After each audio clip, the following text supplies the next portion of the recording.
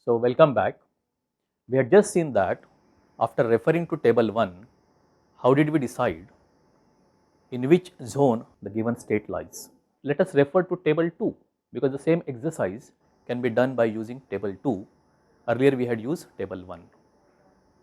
So, this slide now will understand if I were to use table 2, how do I identify different zones for a given state.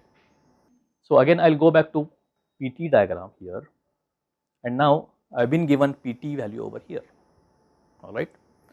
So, given PT, now because I am referring to table 2, my reference point becomes P now, pressure, and corresponding to this given pressure, I will get the value of T sat P now, is not it. For a given P, I will go to table 2, locate that value of P and get correspondingly the T sat P value for that pressure.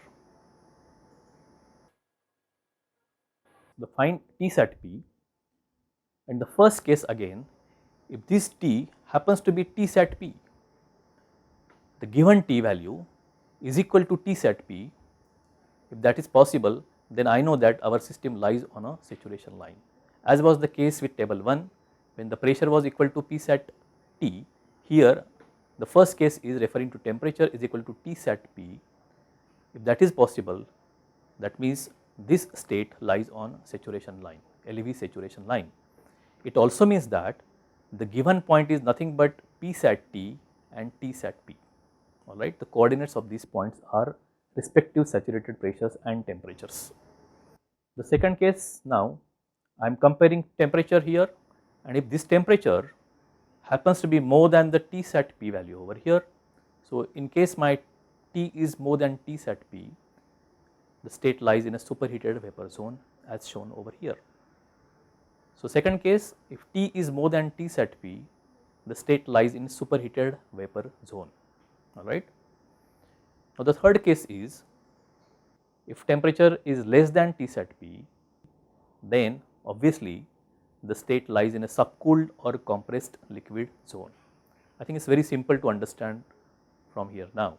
I am just comparing temperature with the T sat P value. And the fourth case is the same case as what we had seen earlier.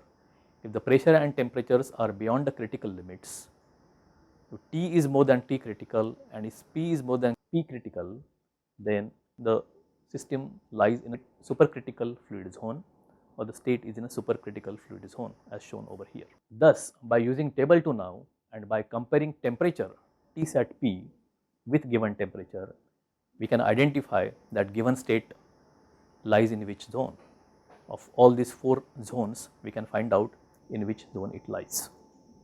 So, in summary, I can show that from table 1 I can compare the pressure for a given temperature, and from table 2 I compare the temperatures for a given pressure. So, T sat is the given value, and compare T with this T sat and compare P with this P sat.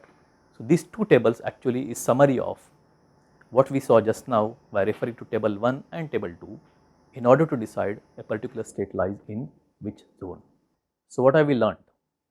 We have seen that how to identify a given thermodynamic state in which zone it belongs to on a PT diagram.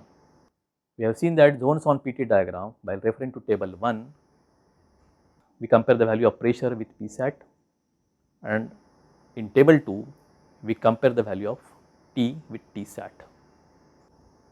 Thank you very much.